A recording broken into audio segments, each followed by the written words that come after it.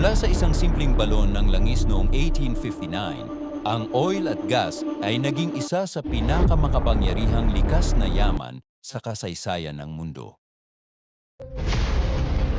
Ang kasaysayan ng oil at gas. Sa mundo ngayon, halos lahat ng ginagamit natin ay konektado sa oil at gas. Gasolina sa sasakyan, plastic, kuryente, at kahit maraming produktong ginagamit sa araw-araw ay galing sa langis. Pero naitanong mo na ba kung saan nagsimula ang industriya ng oil at gas? Noong sinaunang panahon, may mga lugar sa mundo kung saan kusa nang lumalabas ang langis mula sa lupa. Ginamit ito ng mga sinaunang sibilisasyon tulad ng mga tao sa Mesopotamia para sa paggawa ng pandikit sa mga gusali at maging sa waterproofing ng mga bangka. Ngunit ang modernong industriya ng langis ay nagsimula lamang noong 1859 sa United States. Sa maliit na bayan ng Titusville, Pennsylvania, isang lalaki ang gumawa ng kasaysayan. Ang kanyang pangalan ay Edwin Drake.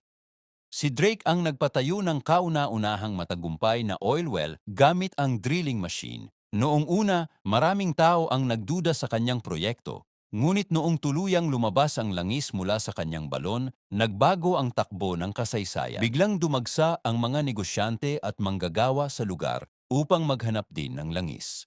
Ito ang tinatawag na oil boom. Sa panahong iyon, ang pangunahing gamit ng langis ay para gawing kerosene na ginagamit bilang ilaw sa mga lampara bago pa magkaroon ng kuryente. Habang lumalaki ang industriya ng langis, may isang negosyanteng naging pinakamakapangyarihan sa larangan na ito. Siya ay si John D. Rockefeller.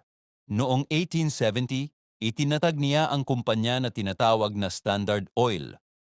Sa loob lamang ng ilang taon, naging napakalaki ng kontrol ng kumpanyang ito sa produksyon at pagbebenta ng langis.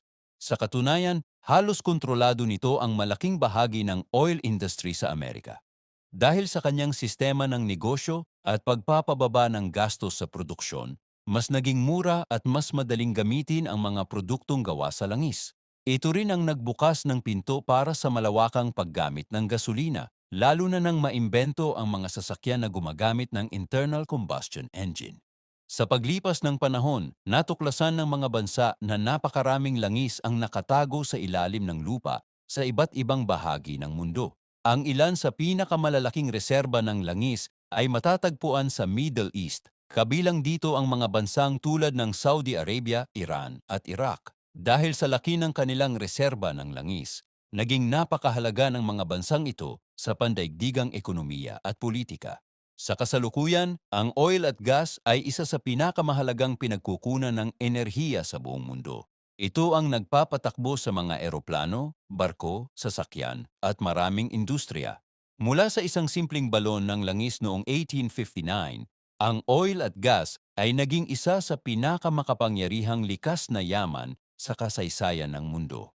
Ito ang nagpatakbo sa modernong sibilisasyon, ngunit hanggang ngayon patuloy pa ring hinahanap ng mundo ang susunod na enerhiya na maaaring pumalit dito. Ito si Gibson History. Follow me sa Facebook, YouTube at TikTok. Maraming salamat.